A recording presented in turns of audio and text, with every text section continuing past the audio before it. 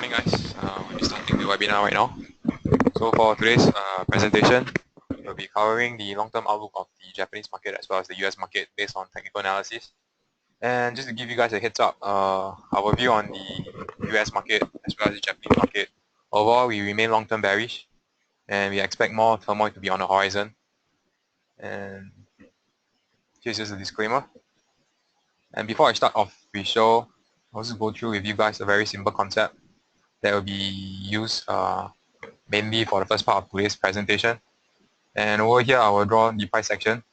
So just assume whatever that I draw on this particular white screen over here will be the price action. And I would just like to go through with you guys a very simple concept of a series of higher highs and higher lows, followed by a series of lower lows and lower highs. So let's assume that we start off at this lower left panel. And this is just the price action when price moves into a bull market. So here it is. Look at the bottom left panel. I will just briefly go through with you guys the bull market scenario because the main emphasis for today's presentation will be the bust cycle.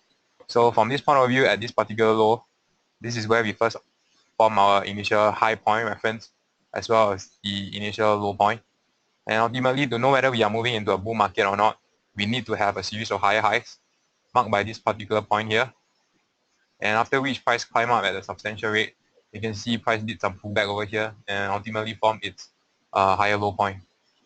So by looking at this particular price action, we know that price has been moving in a series of higher highs and higher lows, and the confirmation of uptrend will come into play when price breaks above this particular high point to form its second higher high point, shown by this particular level over here.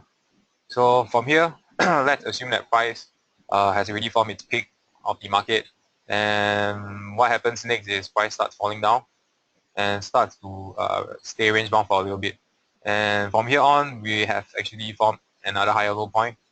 And what I want to point out here is once we start seeing this particular kind of a price action movement, when price fails to take out its previous higher high point, it's actually signaling that price is sort of a weakening.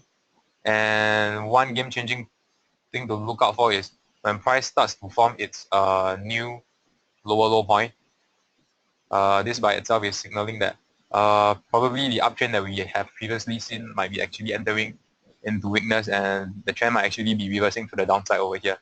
So back over here where we have seen a series of higher highs and higher lows, you can see that price is moving in an uptrend. But once we see a new game-changing lower low point get formed into this price action, it's time to start to get wary about the previous uptrend. And moving on from here, let's assume price continues to climb up. But then again, it fails to take out its previous too high. It's yet another sign that the price is actually getting weaker as time goes by. And from here on, it suggests to us that we have another lower high point. The main point to look out for is when we see the series of high highs and higher lows transiting to a series of lower low and lower high. The initial lower low point, this particular level over here would be a very crucial level to watch out for.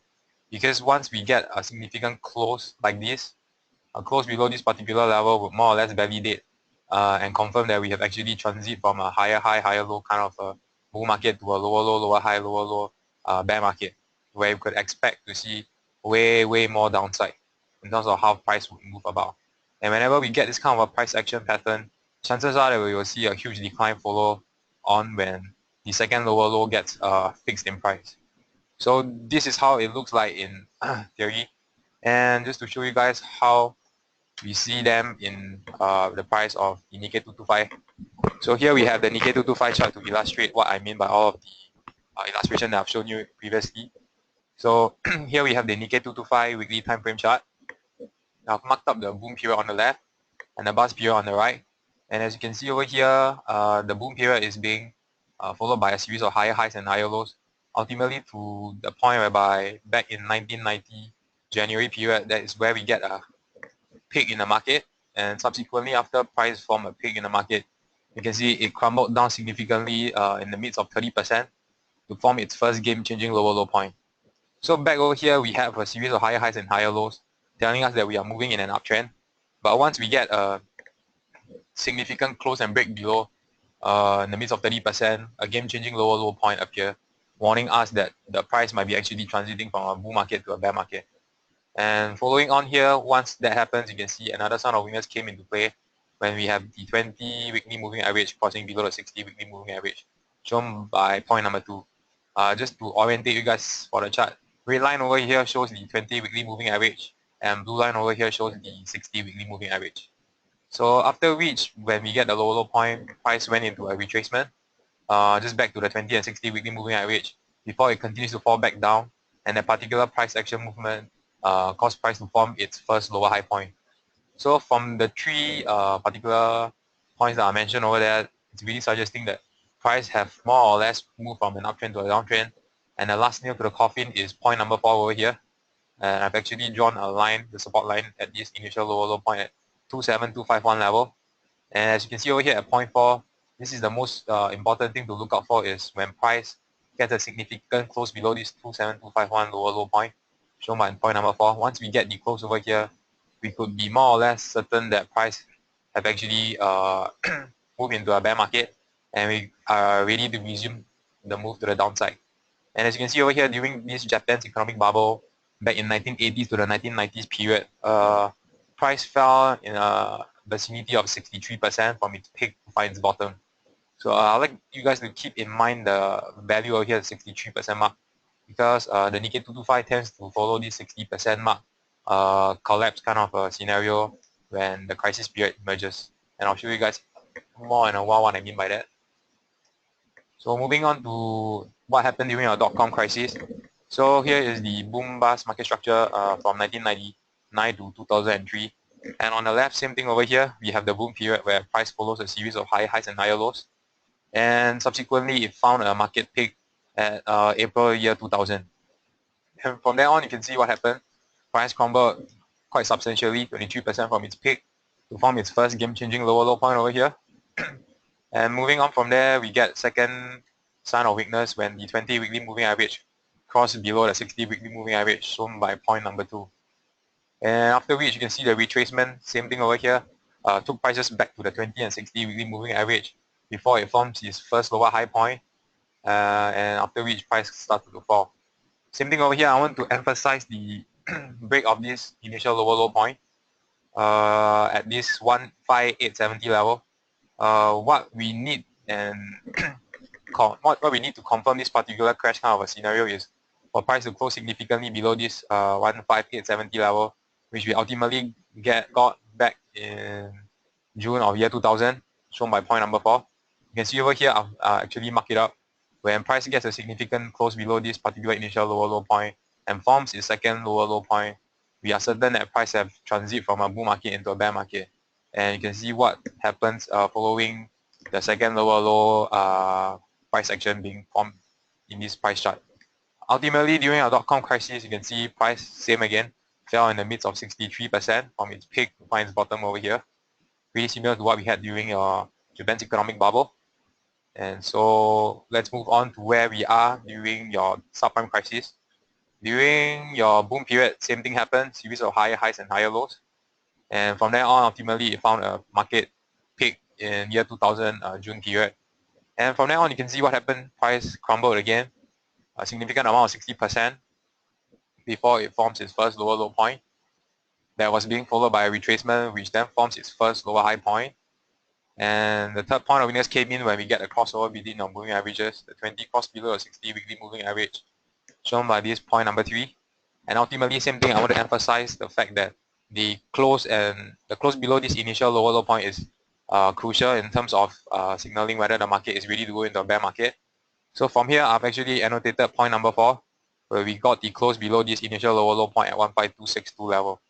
So as you can see over here, once we get the confirmation of the close below this initial low point, same thing over here, we are certain that price is ready to head down into a total new bear market, where it's signaling that a recession and a market crash is about to be happening. So same thing over here, during a subprime crisis, price fell a total of 61% from the market peak to find its bottom. So you can see over here, your Nikkei 225 tends to like this 60% mark in terms of the completion of the correction from the market peak bubble to find its bottom during your Japan's economic bubble, dot-com crisis, as well as your subprime crisis. So after talking so much about what history is showing, I'll move on to where we are right now. So here's our Nikkei 225 chart as of today.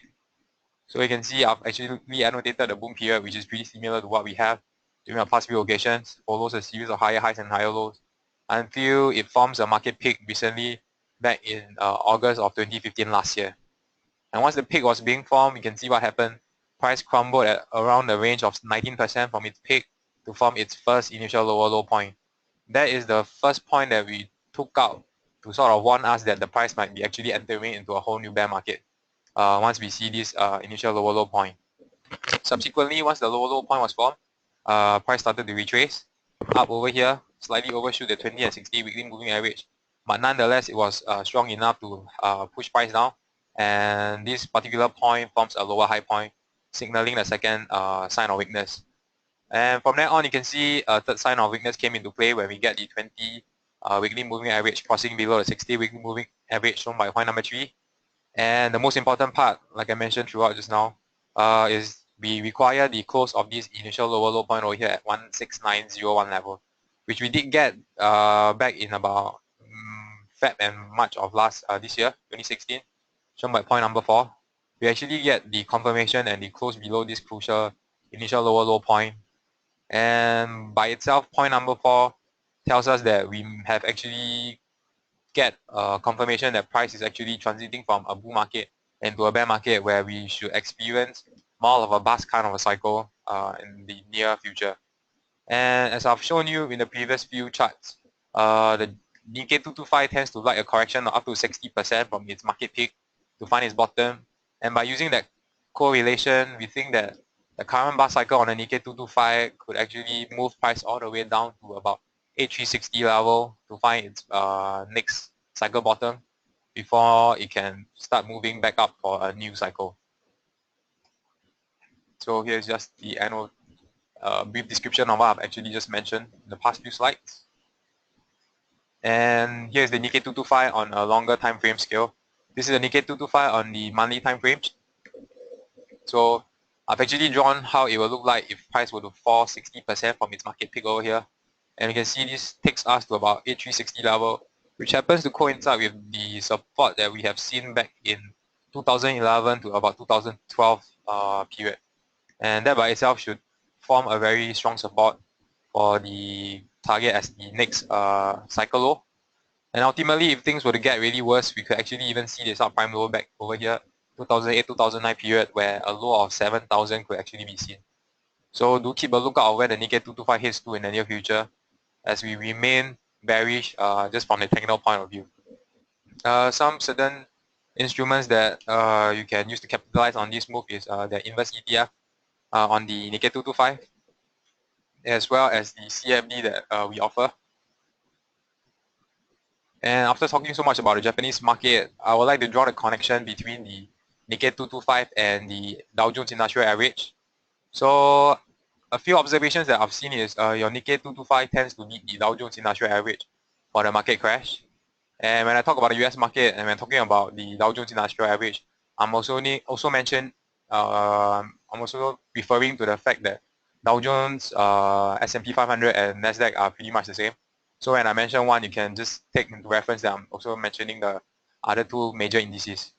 So from here on, you can see the top panel over here shows the Dow Jones Industrial Average, and the bottom panel over here shows the Nikkei 225 index. And what we have here is, how do I characterize whether we have actually seen the market turning down and moving into a bear cycle is when we get the completion of the second lower low point. So price needs to form a series of lower lows, followed by a lower high, followed by a second lower low point. And the second lower low point would validate that the market is ready to turn down into a whole new bear market. So you can see over here during the dot-com crisis, the Nikkei 225 formed its bear market confirmation signal in about August of year 2000 over here. However, just looking where we are at the Dow Jones Industrial Average at the top panel, you can see that your Dow Jones has only completed its first warning sign. And it took about 3 to 4 months before it confirms this particular crash kind of scenario. So Nikkei 225 tends to show this leading kind of characteristic in terms of signaling the market crash in the US market. And you could actually take a leading signal from the Nikkei 225 to position yourself to an advantage if you are still vested in the US markets. So this is what happened during your dot-com crisis. And moving on to your subprime crisis, the same thing happened. So you can see over here, the crash kind of scenario got validated at around November year 2000, shown by this vertical line. And just moving up, you can see your Dow Jones Industrial Average have even yet to form its first warning kind of a scenario. So over here, your Dow Jones kind of lag your Nikkei 225 about 9 to 10 months before the confirmation comes into play in your US market. And so same thing over here, if you have already taken the lead from your Nikkei 225, you will be more than better in terms of positioning yourself in the US market. And moving on to where we are right now. So here is where we are. Your Nikkei 225 has already confirmed its bear kind of a scenario, bearish signal, has actually confirmed itself back in February of 2016, the crash kind of scenario shown by this vertical line. And as you can see, moving up to where the Dow Jones is, it has already confirmed only 2/3 of the kind of crash scenario, and what is lacking over at the Dow Jones Industrial Average is the confirmation of the second lower low point. So from here on, we think that the Dow Jones Industrial Average have a lot of catch up to do in terms of it moving to the downside to form its second lower low point, like where we have and what we have in the Nikkei 225. And if the previous two correlation pattern holds, then chances are that we would have a high chance to see move to the downside where price breaks below this initial key lower low point at 15370 level. And if that were to happen, we would be quite certain that your US market is ready to catch up with the rest of the market in terms of heading to the downside, where the next financial crisis could actually spark itself if we get a significant close below this 15370 initial lower low point. So here is just what we think your Dow Jones average would do. Is do some catch up to your Nikkei 225 to the downside. And after talking so much about the technical side point of view from your Japanese market and US market, I would like to cover a bit of the fundamental side of how the US is doing. So here we have the net profit margin of the S&P 500 chart. So the blue line here is the net profit margin of your S&P 500 companies. And every grayed out area is the recessionary period. And as you can see, all the way back to 1973, we can see over here is whenever we get a blip in your net profit margin of an S&P 500 falling for about 0.6% or 60 basis point, what we have is usually your market is being followed by a recessionary period. And throughout these 6 occasions, there was only once back in 1985 that a recession didn't happen. So moving on to where we are right now, on the extreme right over here, shown by this circled out point, we have actually experienced the same kind of a particular movement in terms of your net profit margin. And your net profit margin have actually slumped for 0.6%.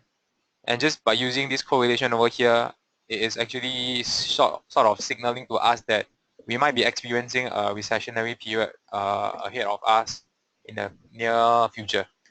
So do keep a lookout on what the net profit margin on the S&P 500 company does.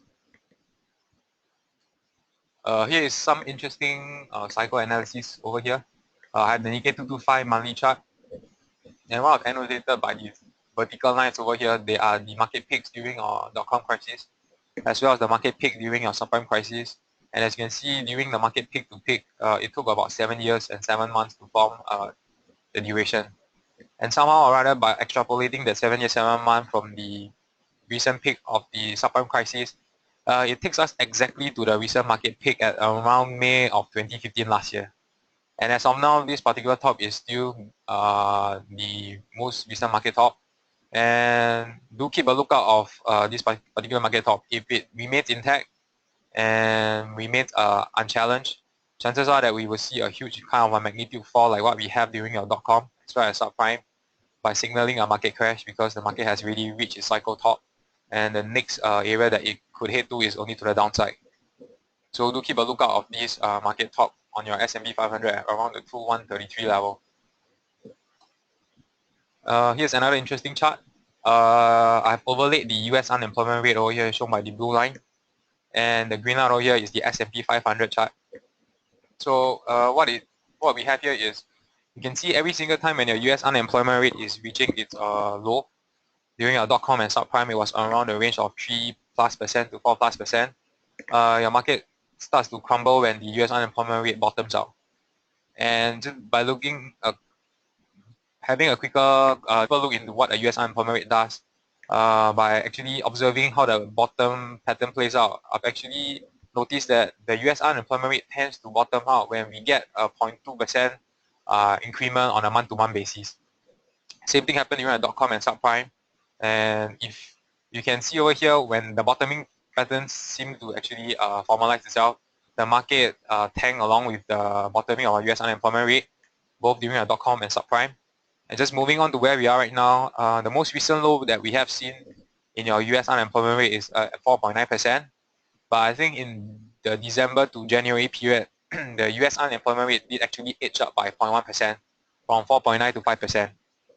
So that by itself isn't a really good signal to me that the bottoming of the US unemployment rate is here. However, we do want to keep a lookout of how this US unemployment rate plays out. If we get a confirmation that the US unemployment rate does edge up by 0.2% on a month-to-month basis, then chances are that we have a high likelihood that the bottom of your US unemployment rate is in, and there's a high chance that this huge magnitude fall, similar to what we had during our subprime and .com, would actually materialize itself, where it signals for a financial crisis. And just to give you guys a quick update, there is actually a US unemployment data released this Friday at around 8:30 p.m. our local time. So keep a lookout on what the prints are in terms of US unemployment rate, as well as the non-farm payroll data that will be coming out this Friday at 8:30 p.m. And moving on, here's the chart on the US industrial production year-on-year change versus the S&P 500. So the bottom panel here is the US industrial production year-on-year change, and the top panel is the S&P 500 chart. So the horizontal line that we have drawn over here is the zero mark. And what I want to point out here is you can see every single time when your US industrial production year-on-year change contracts and dip into negative territory, shown by this area over here, as well as the one over here, it happened during your .com and subprime period. And just by looking at the top panel, you can see when that happens, what happens to the market is you actually see a huge fall in price on your S&P 500, both during your .com and your subprime. So this by itself is actually quite an accurate indicator in terms of telling us whether we are actually seeing a huge market crash coming along. So moving on to where we are right now, we've actually seen a negative print back in 2015 last year, and we have remained below the zero mark since then. And just looking at where we are right now, you can see over here, the market has actually yet to move to any new high after this US industrial production year-on-year change deep into negative territory. So we believe that if this correlation were to hold, we could see a huge magnitude fall like the one we had during our subprime and .com crisis. So do keep a lookout on how this US industrial production year-on-year change develops itself, whether it remains to stay below the negative mark or it continues to spike back to normalized level above the zero mark. So the last thing that I want to point out here is the U curve. So I'll use the U curve chart over here, the dynamic U curve chart, courtesy of stockcharts.com. So what we have here is on our left panel, we have the U curve, and on the right panel, we have the S&P 500 chart. And this is an interactive chart, which means whenever I move to a certain period, your U curve would move along with it to the specific time period. And what I want to point out here is how U curve actually helps us in terms of getting the signal that where market is heading to. So usually when your U curve flattens out or inverts, it's actually signaling a recessionary period and that things aren't going that well. And usually what precedes after that is a huge market fall. So what I mean by that, so you can see over here, this was during your .com period. During your good times, you can see when S&P 500 is still rallying, the U curve remains healthy, which means it's showing the kind of upper sloping motion. But however, once we see the U curve starts to flatten out, like around this period over here, at year 2000, you can see the U curve starts to flatten, both on the low end and on the short rate and the long rates. The flattening process is a first warning sign that things aren't really doing that well. And just moving forward, you can see what happened to the U curve over here. Further into year 2000, the U curve starts to invert, meaning downward. it will start to slope downwards, where your short end weight becomes higher than your long end weight. And that by itself is a very strong signal that the market is ready to take a huge fall to the downside, which is what happened. You can see over here what happens after your yield curves invert. Market starts to crumble at a very significant pace. So moving along after year 2000, you can see when market starts to normalize itself. At year 2001, you can see your yield curve starts to move back to a healthy upward sloping kind of a shape, where your market starts to move into a rally, a whole new bull market. And like I mentioned again, you can see what happens when your yield curve starts to flatten out. This particular flattening motion signals to us that things might actually turn for the worst. And as you can see over here, we actually did experience a sharp fall in price. However, this particular fall wasn't enough to take price into the next financial crisis. And so by moving along, you can see your yield curve starts to invert once again. After the flattening period, your yield curve inverts. It's actually showing even a stronger sign that further market collapse might be coming along the way. And lo and behold, that actually did materialize. Subprime happened. You can see what happened to the market. Market starts crumbling down.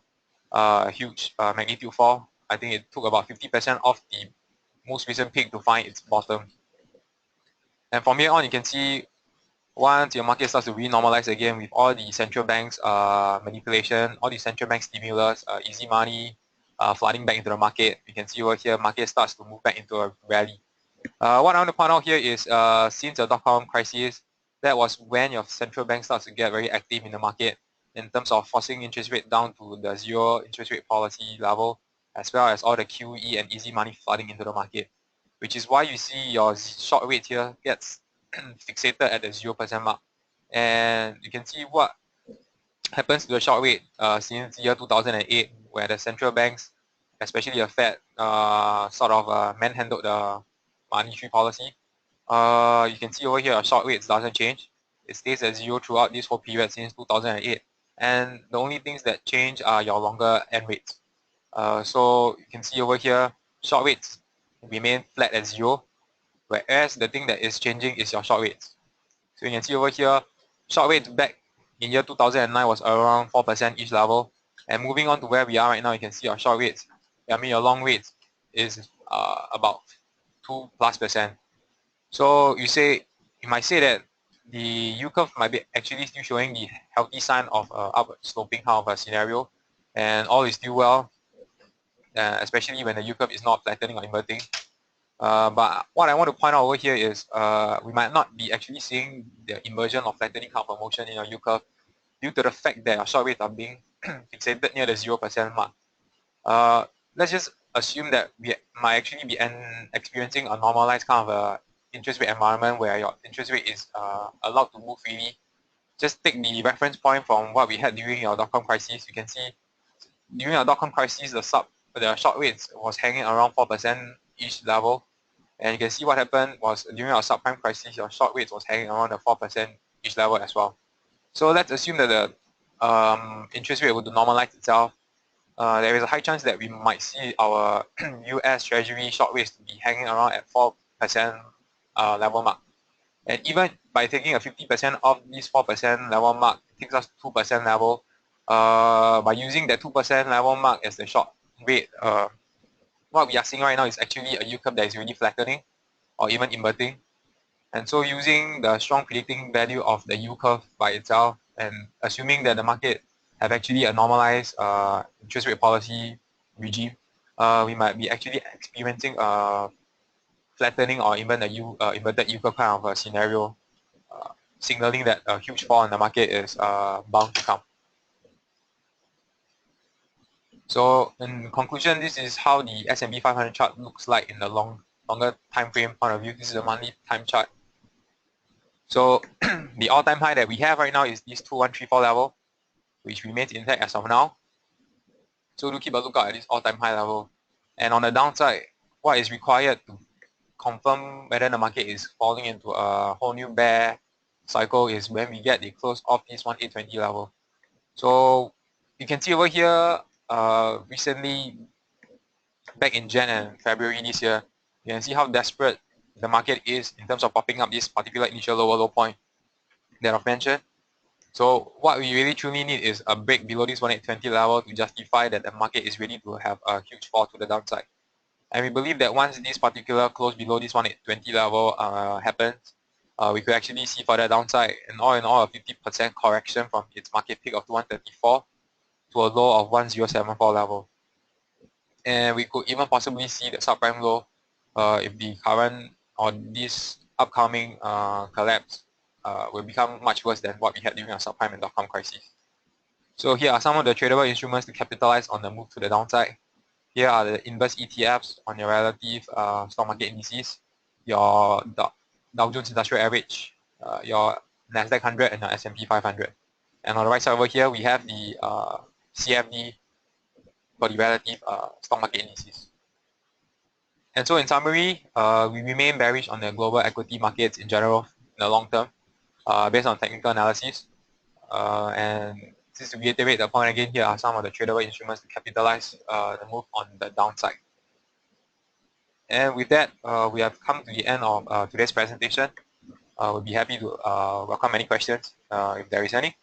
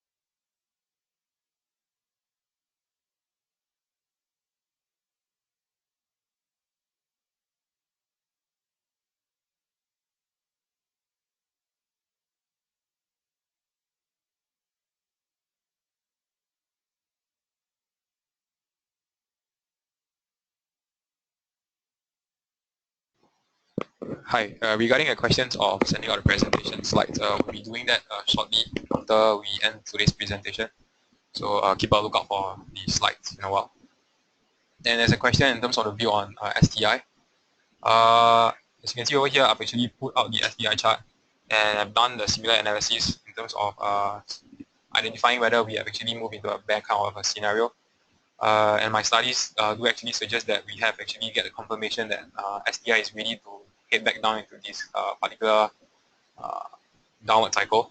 And as you can see over here, I've marked up this initial low point over here at about the 2740 level, and which was being followed by a lower high point.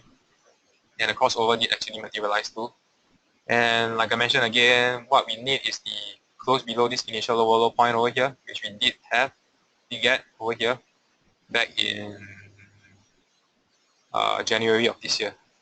So what the STI is showing, just based on the scenarios analysis that I've done, same thing is showing again.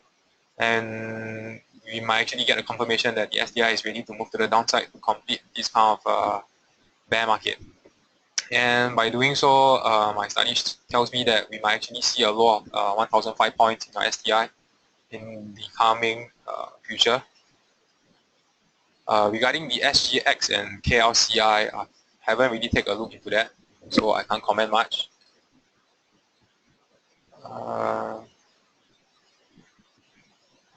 Regarding Fed raising rates or not, the market is actually expecting quite a little bit from the June rate hike or the July rate hike, due to the fact that there is a lot of Fed member recently coming out to say that rate hike is still justifiable in the near future if the US economic data justifies for it. If they come out just like what the Fed has planned.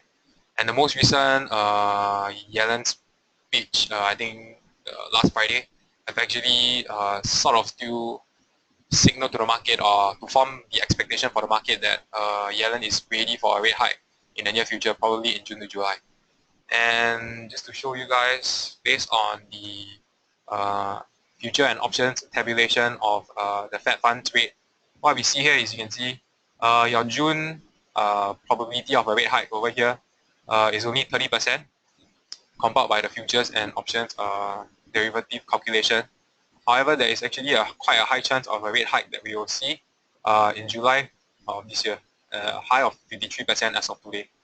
So chances are that in June we might not be able to get a rate hike. However, the Fed might actually prep us for a rate hike in July, as suggested by this futures and options calculation based off Bloomberg.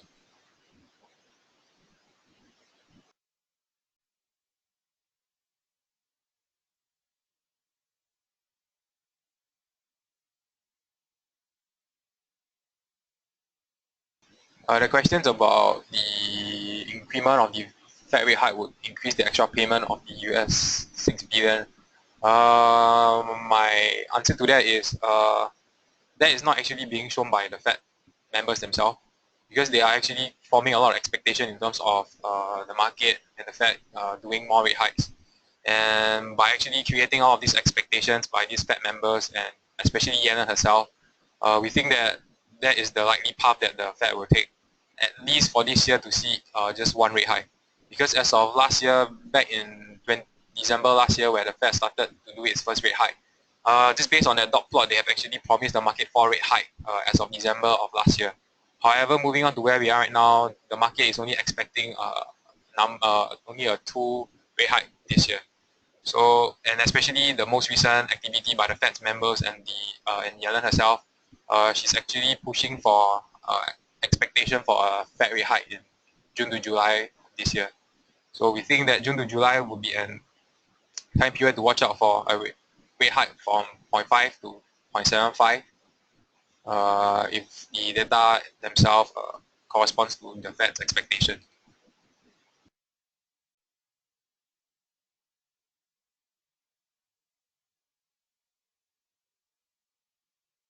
Regarding the second dip on your Dow Jones Industrial Average, that have yet to materialize. So you can see over here what happens in your Dow is right now we are already at the all-time high level again, or somewhere near the all-time high level, about I think 3 to 5% off for your Dow Jones Industrial Average, and for your S&P 500 is about 2% off its all-time high level. So as of now, it's a bit dangerous on my side to call for a market crash or a similar kind of a magnitude fall that we have in the dot-com and subprime crisis. However, my study shows me that, and some of the fundamental data is actually still pointing towards that particular scenario. So all I can say is do keep a lookout of this all-time high level in your major indices itself. For your S&P 500 will be the 2133 level.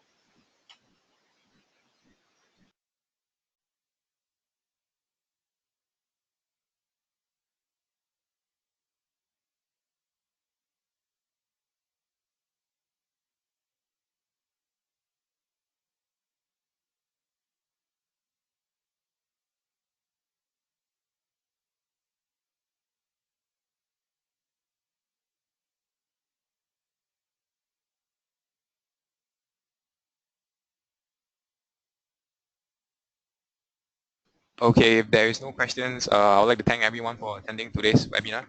And with that, we'll come to the end. And do stay tuned for the following webinar we have next Monday. See you guys.